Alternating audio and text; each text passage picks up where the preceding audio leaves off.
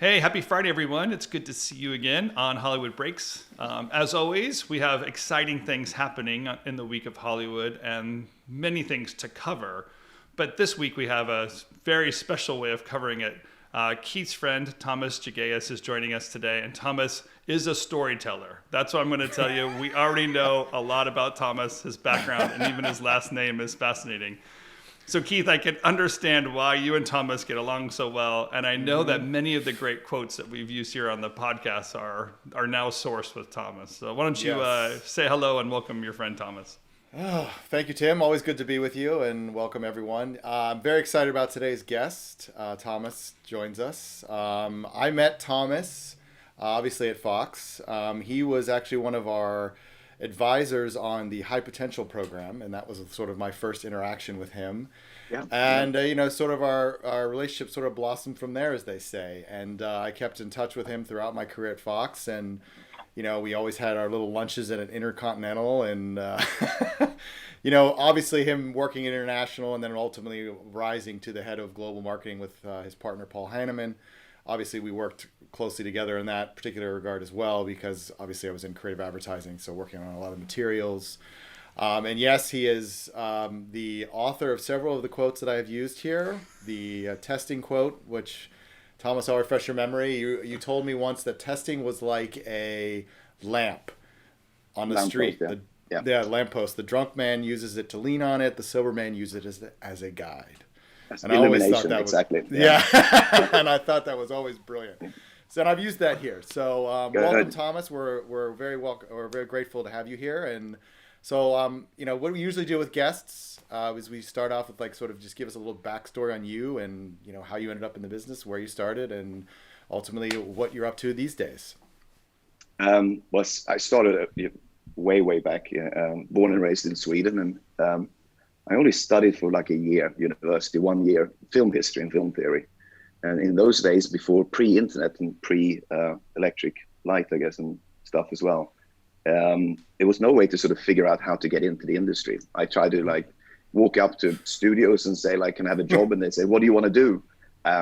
Make films, maybe. And it's like, okay, thank you, goodbye. We'll make movies. Don't call me, don't call us, we won't call you, kind of thing. Yeah. So, and then it came in through the back door. I worked in advertising sales, and then got a job at an advertising agency that thankfully were like the big advertising agency for the film industry in Sweden. So I became sort of an account manager for the biggest local distributor and production company, Svensk or SF, and they were handling Fox.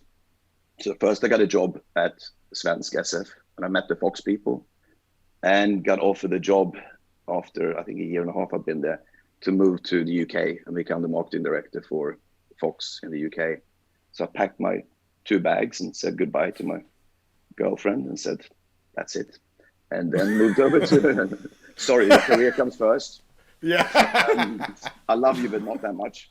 And then moved to London, and it was scary because I didn't know anything, right? And I just moved into a hotel first and rented an apartment. And I did that for about 6 years. I came back to Sweden to help Fox. The hotel or migrate. Or the job? No, yeah, exactly. No, yeah, exactly. It was like the Chelsea Hotel in New York. It's like you go there to die, basically, and overdose. I stayed at Fox in the UK for about 6 years, and then asked if there was other opportunities, and there were. Then I relocated to Hong Kong, and overseeing Asia Pacific, all the marketing from Japan in the north, and Australia, New Zealand, in the south, and India in the west. And that was amazing. I was there for 4 years, from 98 to 2002. This is one thing I'm curious about, is there are moments in our careers, right, that we're living out. Almost like you, I went door to door in Burbank and got my first job, so there's this getting yourself in the door, but then there's this navigation process. And when they say, hey, do you want to go to Hong Kong and take over international business there, what is that move like? What do you feel like your job is? What's the new challenge and open up that kind of marketplace or a career move?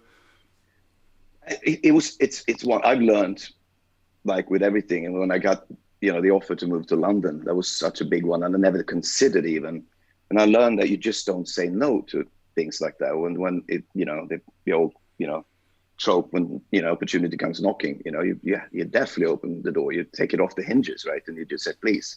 It's like, you have to. I mean, otherwise, imagining what if, right? If you'd never done it, it's better to do something and fail, right? Than not try it.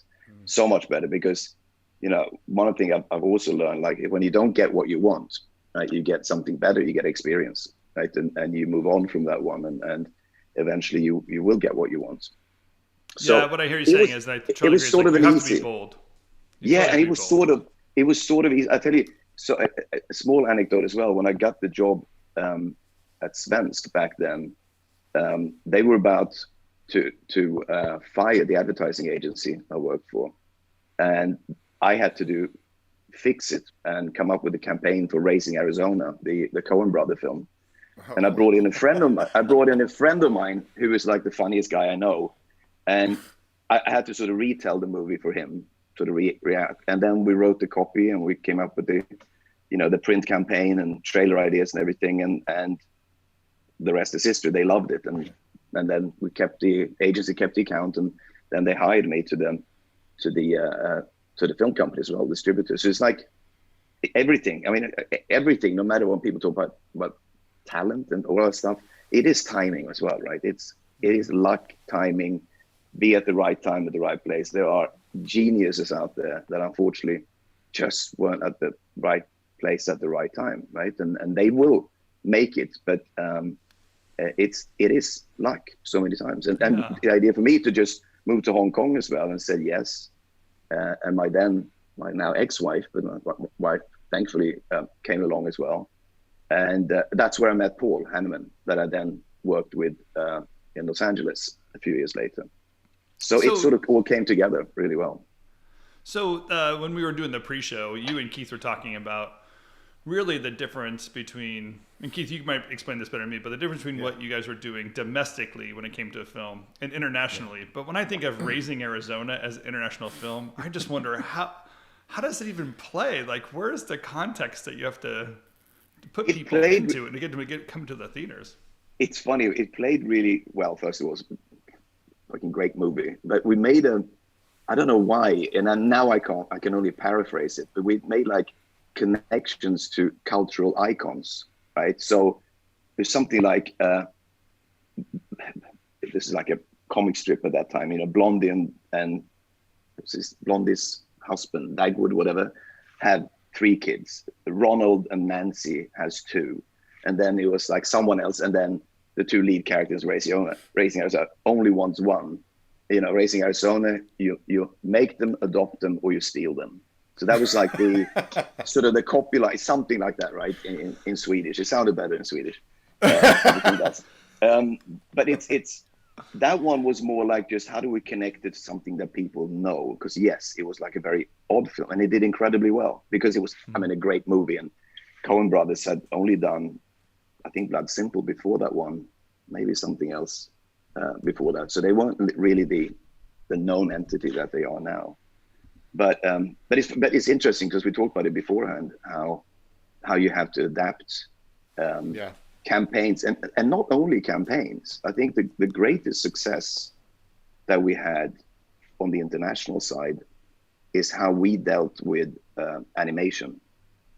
If you go to Disney and at least in those days, and DreamWorks that we worked with later on, they sort of, when they hired local voices, they had to sound like, the original voice in the original English-speaking movie, right? That was their strategy. So Eddie Murphy as Donkey in Shrek, they tried to find someone that sounded like Eddie Murphy. And we said, like, that doesn't make sense.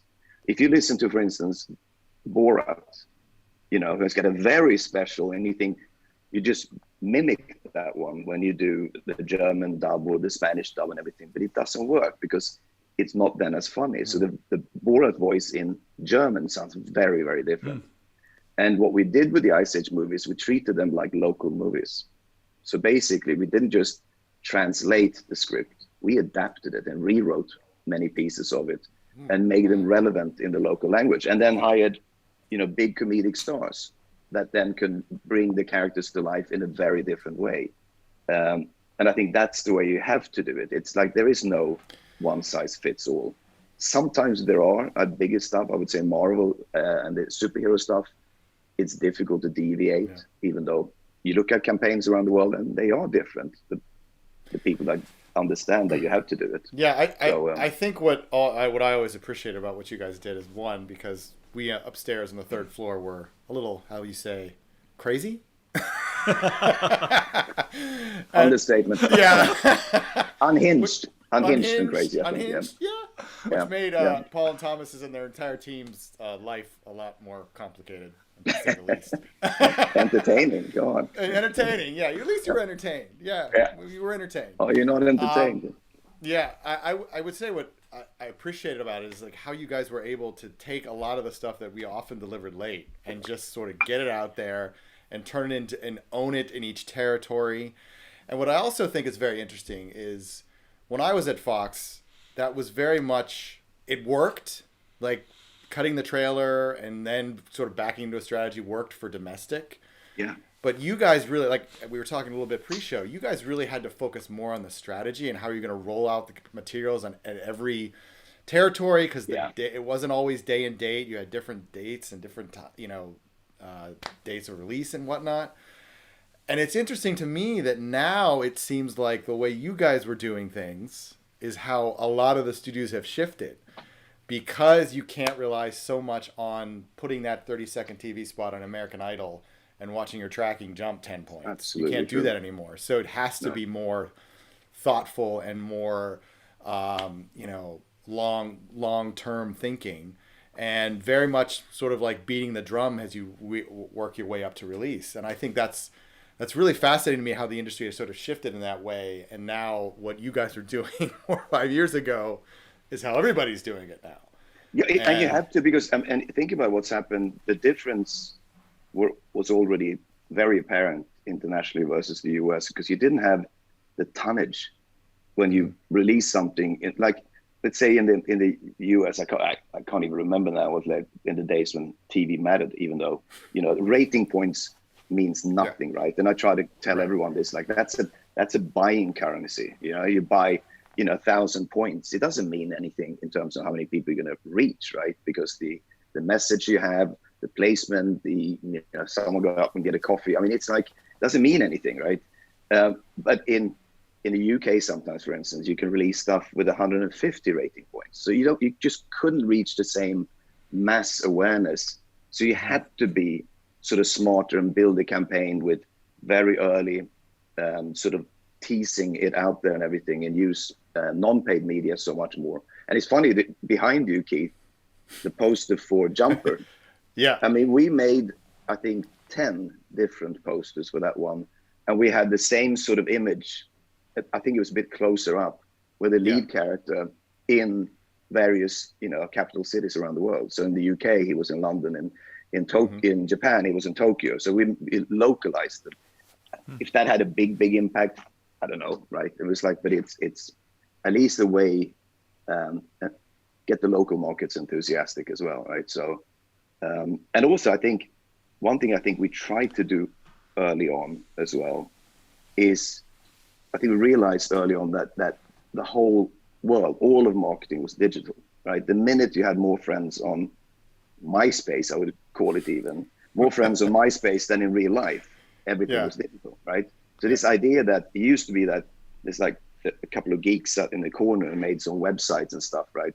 We stopped that immediately. And when we did something that a few people weren't too happy about, but I broke up the digital team and put them a digital expert in the different groups. So one in creative advertising, one in publicity, one promotions, and because that's the way it should be. You have to teach from within, right? And you have then champions instead. And our head of digital became the evangelist, right? To teach people how to think in the new world and the terms of the new world. That sounds pretty brilliant, because I think there was slow adapters to those kind of changes. Even today, so I think about a lot of what's changing in the industry today, and I think very similar to the transition you're talking about. People are thinking differently, and those who will evolve and do something different or bring in something that looks like an anomaly that we know is part of the future has got to be part of it. Yeah. One thing Keith rants about, I feel like, given a chance, is what it means to get back into the theater and the real effort it takes to get people to go back in. Both of you guys have an experience of getting people in the theater, we'll say in the old days, but do the two of you guys have something that you collaborate on of what it's going to take to get some people back in the theater, in August of 2021? Consistency of product is number one, right? You don't change a habit. That there's, again, I don't know how true it is, right? But supposedly people's habits change as quickly as 7 months. People say 7 to 8 60 months. days is what they usually say. But it can be even that short. Right. But if you talk about things that are instilled in you, like what you do, right, every day and how you do certain things, and theater's been gone for much longer than that, right? So then to bring people back, you have to do something very special. I mean, I've been ranting about this as well because I've seen the worst missed opportunity, right, when everything was closed. And I think this is something for the whole world. I was ranting about this on KCRW, our local radio station here, the NPR radio station. I think when everything is shut down, why don't you fix the fucking infrastructure? Now's the time when no one's on the streets to do all the fucking road work. How you can build, and I had this like crazy idea of building like moving, sidewalks on top of every sidewalk in LA, right? So you can get up there and then you can you don't have to even change anything. You just build something on top of something, right? And people can actually move that way. And the same thing with movie theaters. People are now coming back, and you would have to assume that they're going to be clean and be cleaned all the time, and it's going to be easier to buy stuff and everything. But I was like, I had bigger vision of that. Why call it movie theaters? Why it's the biggest entertainment palaces there are, and right, and it's the one form of entertainment that is larger than life, right? Still the only one. Everything else is the same size as life or smaller. And why only use it for movies? Right? It could have been anything. And I would have, if I ran an exhibit chain, I would have ripped up all the chairs and put in a modular seating program instead, right?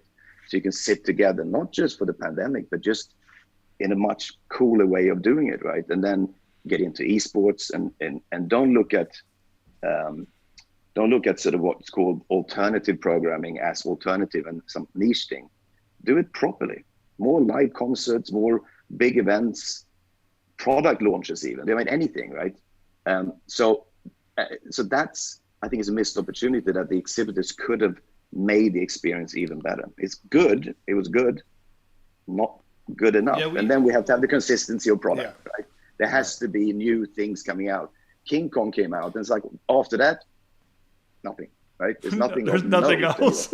No, it's like, right? Well, it's interesting. It's interesting you bring that up because our former boss, Tom Rothman, was on a podcast not too long ago, and that was very much his mantra. He was, oh, really?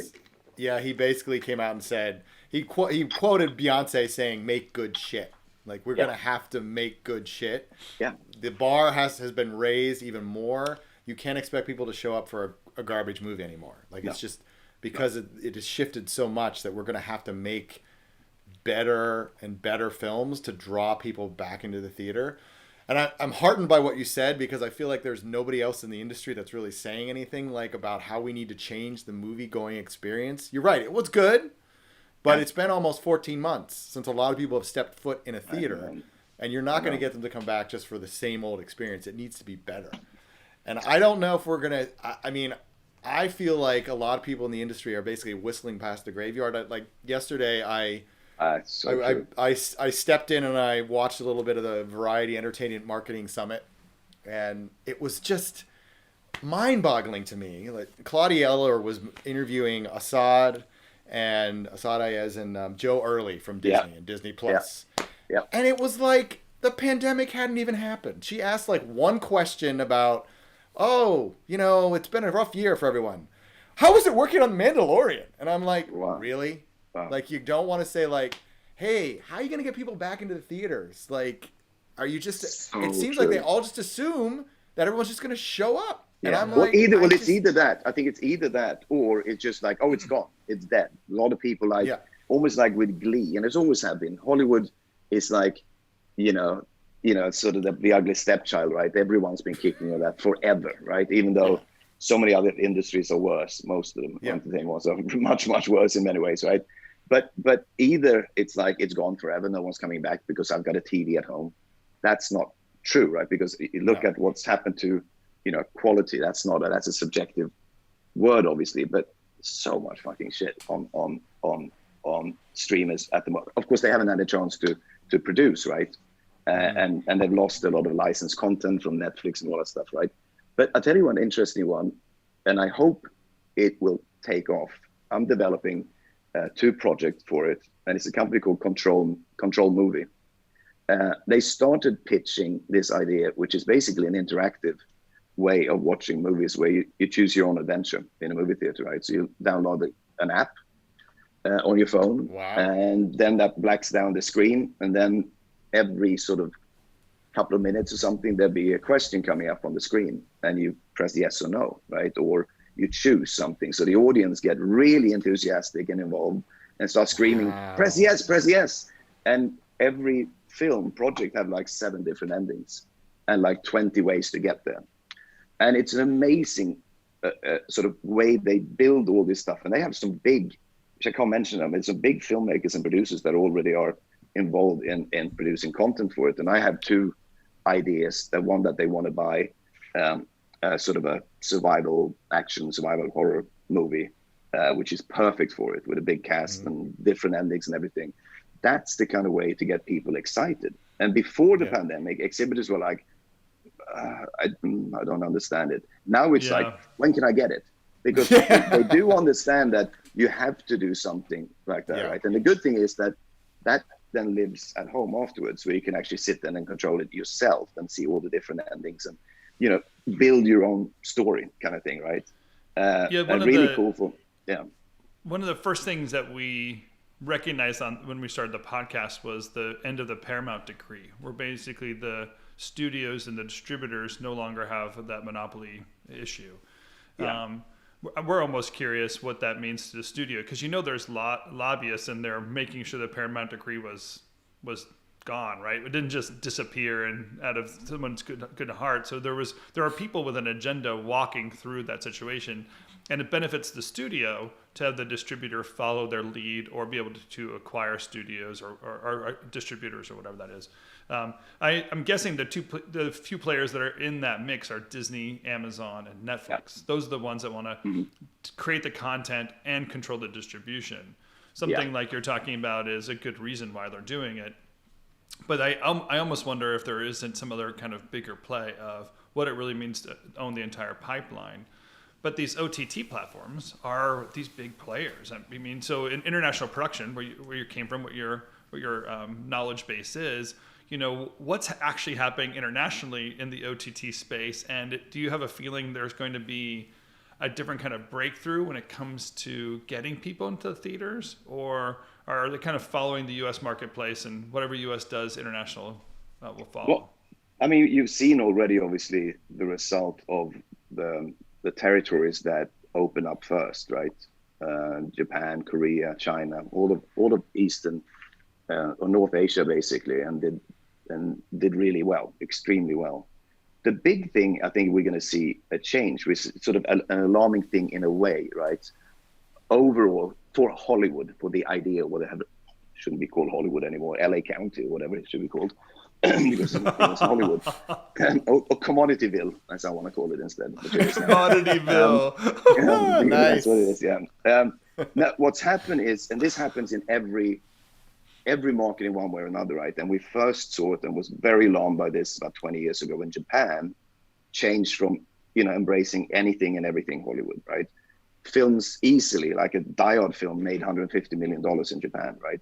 And then suddenly, the air went out of the balloon, and the Japanese started looking inwards. It normally happens, and it's a sociological phenomenon, that when you're going through either recession or a big crisis in a country, you want to understand yourself and your own culture, why this is happening, and who am I, and where am I in this world, right? And they start consuming the local product instead, right? It happened in Japan. It's come back a little bit in Japan. They love musicals still, and the big stuff they still dig, right? But all the other stuff, it's just never to come back, right, in Japan. We're seeing it in China now as well, right, when it needs to be something fairly spectacular from Hollywood to really break through, because they do their own stuff and they do it really well, right? They came over and, stole all the technological ideas how to do things, and we helped them. Learn all the ideas. I had Chinese directors and producer came over, and I sent them through like a school of filmmaking, right, and production.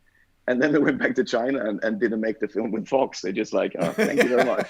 That's like, thank you for that. Thank you for the knowledge. Wow. So what you're saying is like, you can imagine just with the global shutdown, it's really all those markets are going to possibly do inward looking production. I think that will happen. And the international distribution just shuts down. Oh, wow.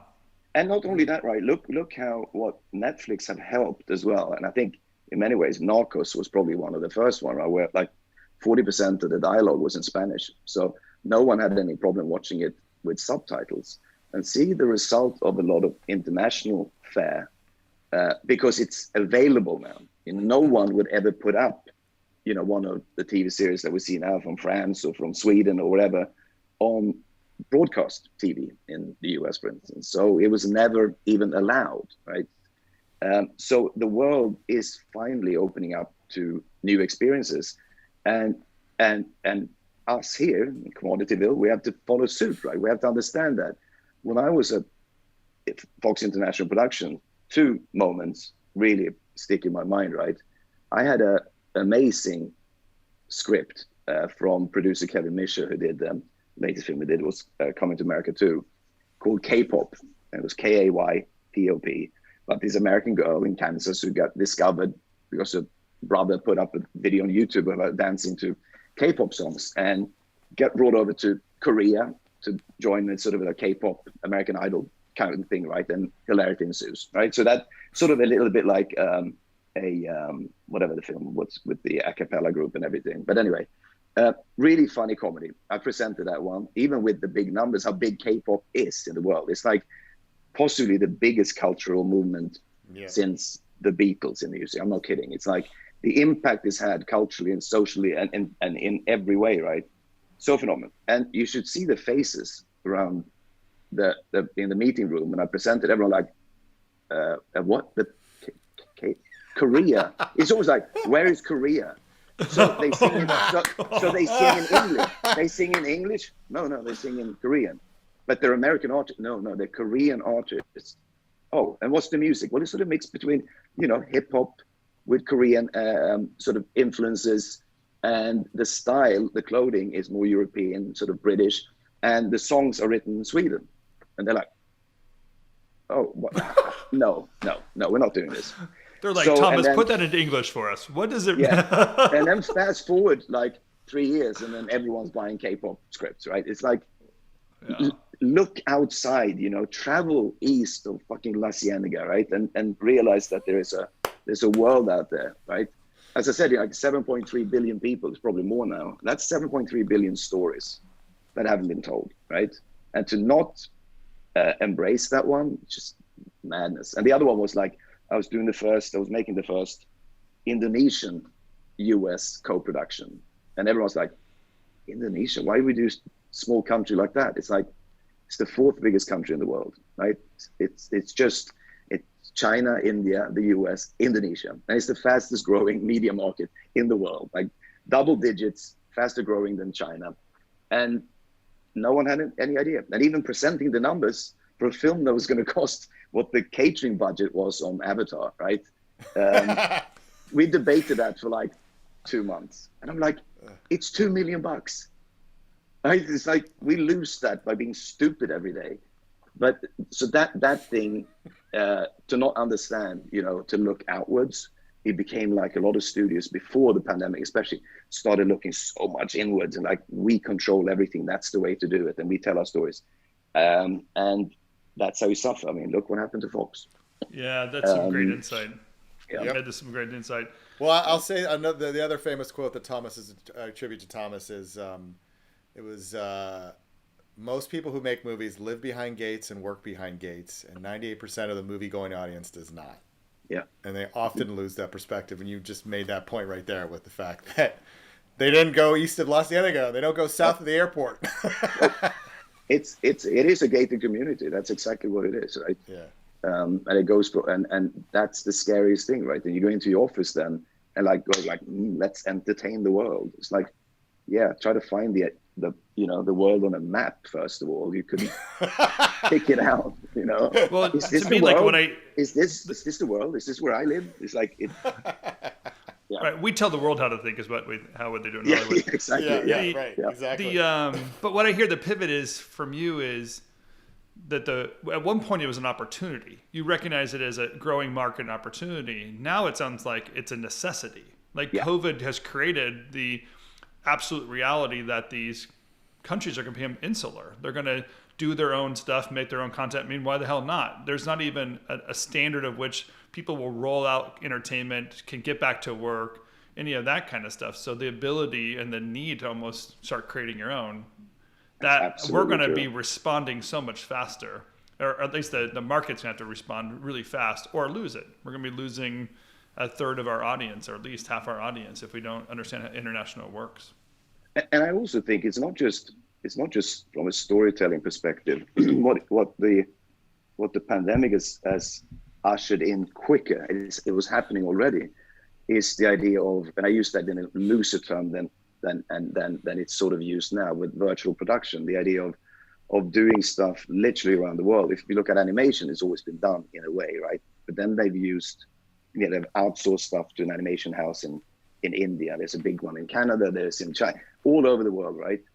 But now people are looking at doing stuff where they actually utilize creative houses as well, and animation, special animation and motion capture and special effects and everything that actually exist then in other countries, right?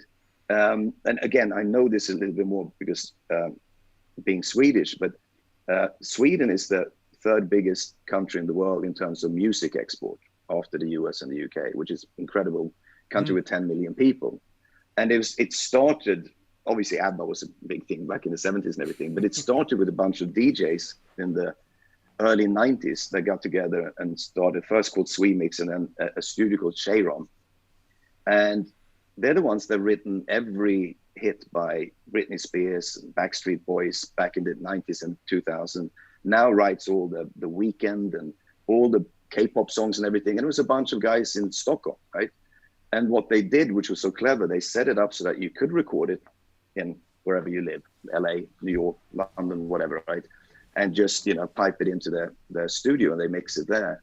Or you can actually go to Sweden and get away from the madness here, wherever you are, and actually be creative. And actually, I work with an animation studio that is set up the same way, with the idea that you can either go there and be away from everything and work creatively with a group, or you work seamlessly between, any country and any place in the world together with this sort of where the hub is.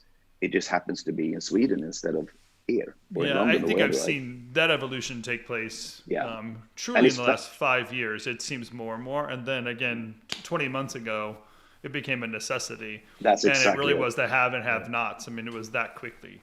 Yeah. But you can imagine now, there are going to be people slower to get to work and would love to record into something.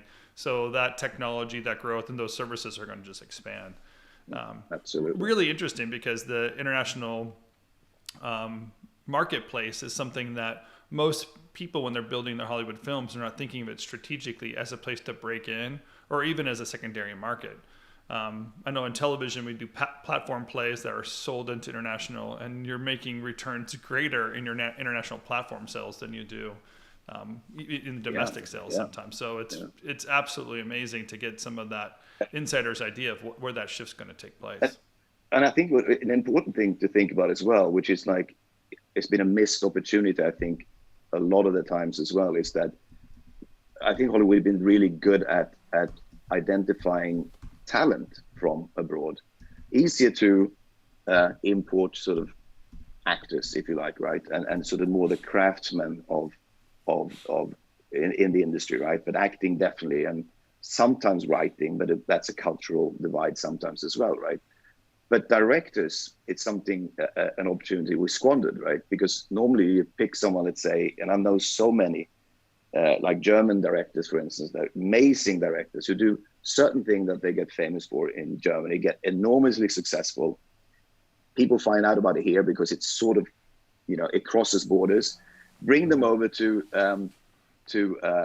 Hollywood and get them to make, Mechanic with Jason Statham. Nothing wrong about him or anything like that, but a director that's done completely different things before and now gets like given an action movie that they've never done before and in a system that they're not used to, right? Where they used to be in control of everything, and here's the machine, right? It's like a factory, and they get so disillusioned, they go back home, right? Because we don't hire them for what they were good at, right? Yeah. We hire them because I think they were a name.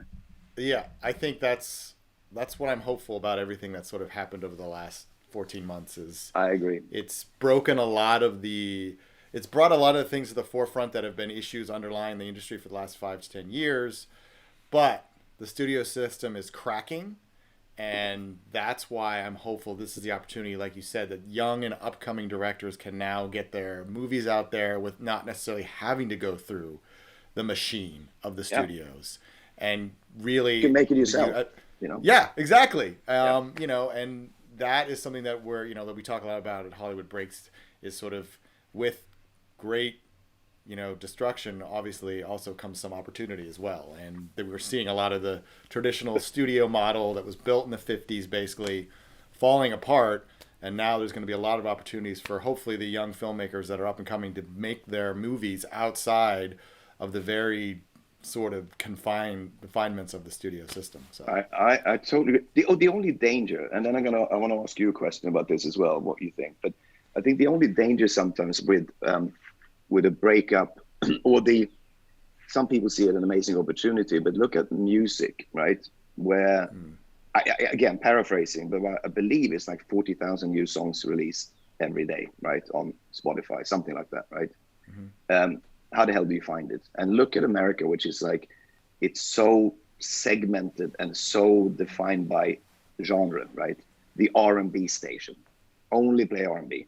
Heavy metal only plays heavy metal. I mean, it's like the only thing where I found music living in LA was, Morning Becomes Eclectic on KCRW, because they did a bit about everything.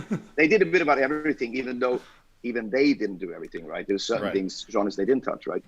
But what happens then is like, and much more so here in the US, I think, and they're big global acts, right? But if you think about it, there's like 15 big music stars, and they all collaborate together, and they are performing on each other's albums. There's one British guy, maybe, what's the ginger guy from the UK, Eddie Sheeran, right? He's like him, Beyonce, Sheeran, The Weeknd, Drake. I mean, it's like, and they're the only ones. And then there are 40,000 new songs coming every day. How do you find them, right? We have to get new custodians and people that are curators in a way and pushing stuff out there. That has to be better. And it's not algorithms. I'm sorry. That's such bullshit, all that stuff, right? Data can only tell you what not to do. It can never tell you what to do. To do, yes. It can never tell you. It can tell you what not to do and give you past sort of the pitfalls and everything. And I was going to ask you this about the industry here as well, what you think, right? Because do you think we're going to see a bigger, what do you think, Keith? Because I know, and I've been following your podcast, and I think it's so important what you guys are doing, because this is the conversation to have. I always say that nothing happens. People keep asking in our industry right now, what's going to happen?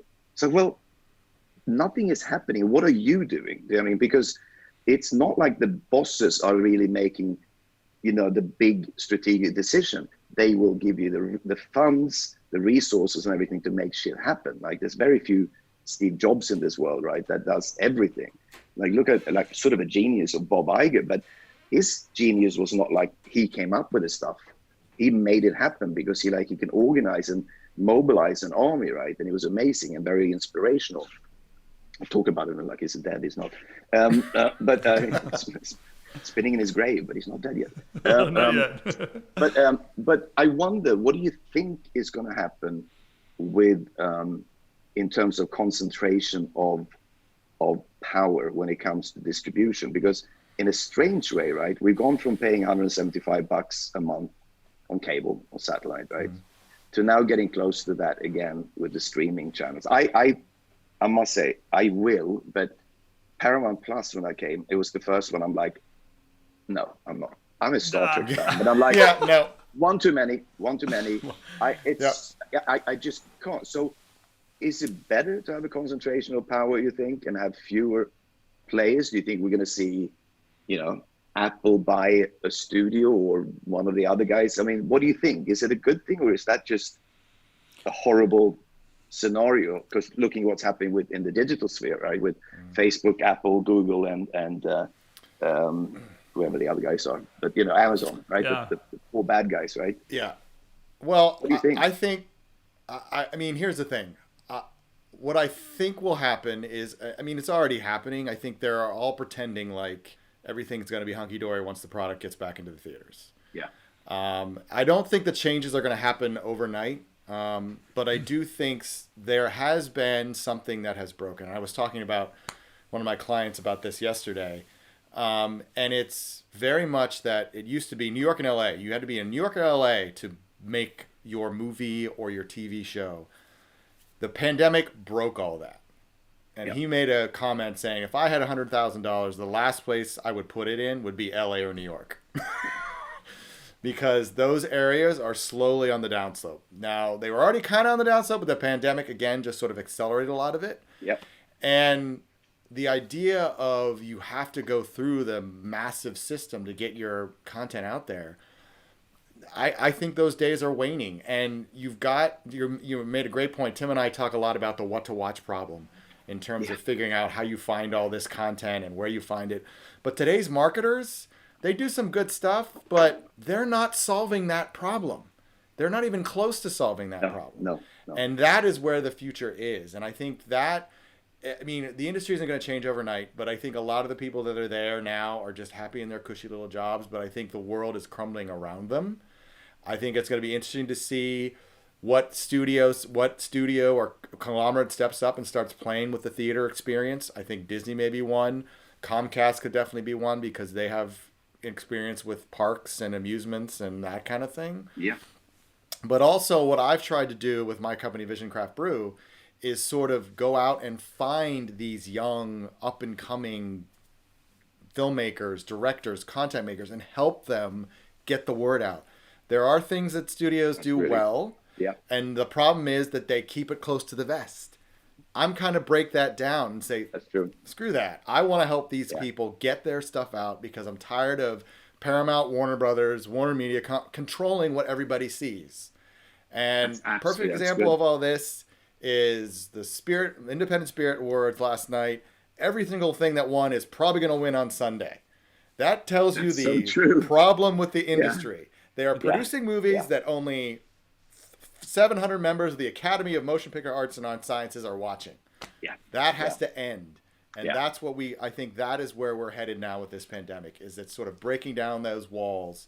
And now we're going to start seeing content that's sort of produced outside of the system.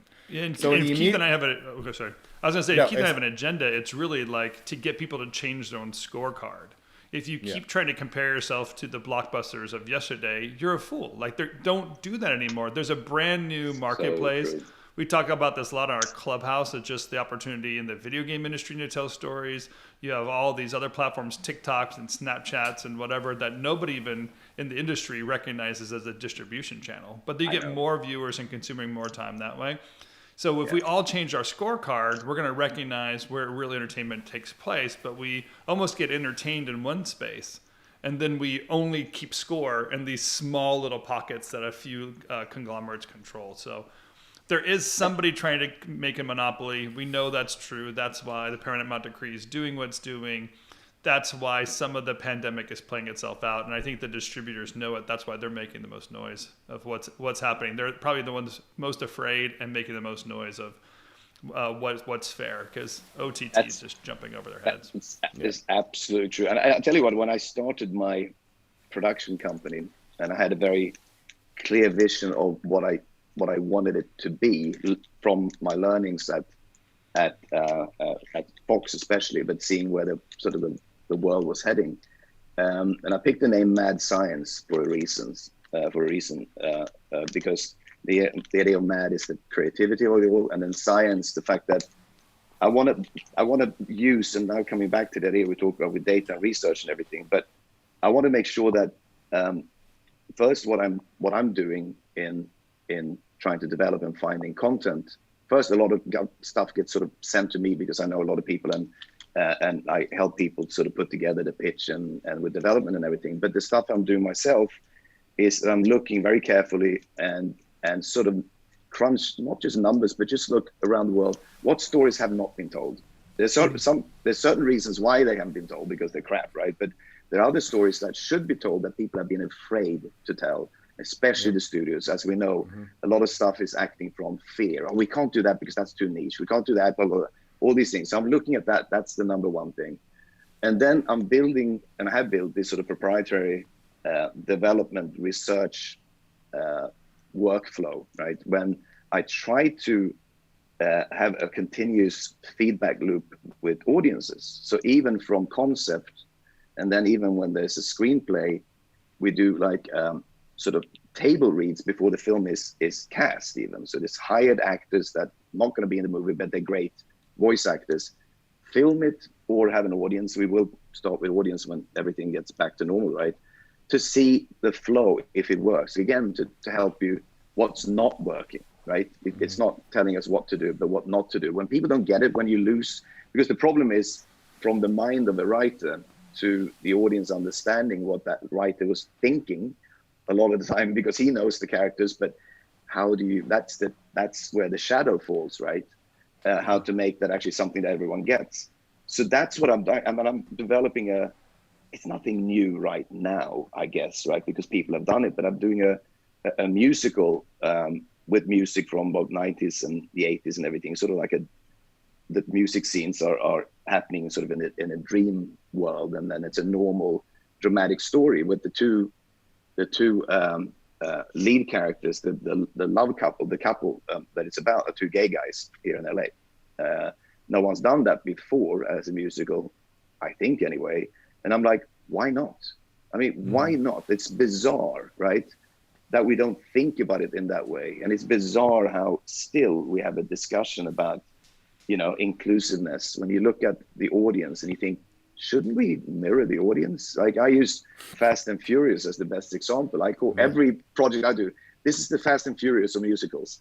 This is the Fast and Furious of children animation. I mean, because if not thinking that, and what I've done with my company, I'm now sort of trying to do this alliance with a new, very, very fascinating little production company that work a lot more in the Broadway scene, but also movies. With like, I think the average age of everyone that works there is like 11 or something like that, or 17 maybe. Not really, but they're in the 20s. They're like in the 20s. Feel that young. Yeah, they're in the 20s and maybe someone early 30s. I don't even think so. But man, how refreshing that is. It's just amazing. It's how I felt when I started. And I tried to retain the optimism, the curiosity. If you keep the curiosity and you're open to be surprised and be proven wrong as well, right? It's the most amazing thing there is, right? The college graduates today, they're entering our workforce and competing with us with the same jobs we're looking for. Never lived a life without YouTube, right? So they almost wonder, like, why would anyone give me permission to make something? I could shoot it, direct it, produce it, distribute it in about 15 minutes. Yeah. And we're still a bit like, it takes about 4 or 5 weeks to do that. And it's not true. They're proving us wrong every day. Yeah, I think those are the shifts that we're recognizing that are probably the biggest players in our industry right now. And the idea and the ability to embrace it, it's very exciting if you can see it. And we just want people to see it. We want people to talk about it. It's good to know that the world is really here and available right now. And the pandemic actually created more opportunities for us to engage that world, understand it more, and welcome it into our own communities. There's some pretty amazing opportunities for all of us to recognize that. And it is the most, I mean, when I talk, and Keith, clearly you do exactly the same thing as well. When I talk to either, new actors, and it was back at Fox and everything as well, actors and directors and writers who want to sort of get into, and then it was like, how do I get into the industry? Because they felt like, again, behind those gates, that's where the magic happens. I said, the one thing I told everyone is like, just do, right? If you're a writer, just write. If you're an actor, act. You know, you have a phone, you know, you can make your own stuff, right? Make your own memes, make short comedy stuff, whatever you want to, just act. If you're a director, direct. It's the thing, like when people call themselves writers, haven't finished a screenplay yet or even finished anything. It's like, well, write. What the fuck are you doing? It's like, that's if that's what you're passionate about and what you're good at and you want to get better at it, right? That's what you do. I mean, I made a very strange, I haven't figured it out until now, but it takes a long time for me to understand myself sometimes. But I've always been into music. I like playing, composing, listening. Music's my sort of, you know, as much a love as film and TV is. But I released 2 albums during the pandemic. I was going to release 2 more now, and it's under the label of yoga music. It's not yoga music. It's sort of ambient, sort of cinematic music. Yoga practitioners probably won't like it too much, but who cares? Because I don't do yoga, so I wouldn't know. So the fourth album is like basically a soundtrack for life. It's actually film music, sort of, but set to having in the background, it's written for you like from morning to evening kind of thing. And I did that because like I can, right? I had it and I released it on Spotify and Apple and everything. No one's listening to it. It's like 15 people, and I have next step will be to market it. But I also figured out, like, because I did like, you know, pop music as well. And I realized I'm too old for this shit, right? So I stopped singing. I gave my microphone to my daughters because I'm like, I'm bad at this. Why am I pretending that I'm doing this? You have to know your limits as well, and then focus on the stuff that you're really good at, right? But it's about doing all the time. Just keep doing. And you know what? Cream rises to the top, right? If you're good, it will happen. Even if you don't become world breaker, right? And you don't have that number 1 hit, that's not the thing. No. Get 2 people to listen to it. 2 people to listen to it and enjoy it. What's wrong with that, right? That's an amazing achievement. Yep. Well, I love that thought as a wrap up here. It's almost a bookend to the first thought of what you said of like, you have to be making good stuff. That's what the world needs. And I love the idea of speaking to your audience, knowing that there's something bigger out there waiting for us. And the gatekeepers, or the people even behind the gates, as you guys quote would go, are not the ones that are going to decide, you know, how this whole thing works out. So, no. Thomas, I really appreciate you jumping on Hollywood Breaks with us and giving some of your insights. It's exciting to hear all this from a different perspective. We are just kind of pulling this thing apart and looking at Hollywood and the makings of it. It's amazing. So that's what I said. Awesome. That's why I sent a note to Keith in the beginning when I discovered what you guys were doing. I said it's so important because it's all about keeping a conversation going, and because you guys know it. Because the problem is, if you read the trades, most of the journalists don't really know how it works, right? Yeah. They know what they're being told, but they don't know the machinations behind everything, and even the financial reality of things, right? So that's not the place to go and try to figure out where things are happening. I think this is one of the and not to mention the journalists are being paid by the advertisers. So there's obviously some insecurity. It's that too. So. Exactly.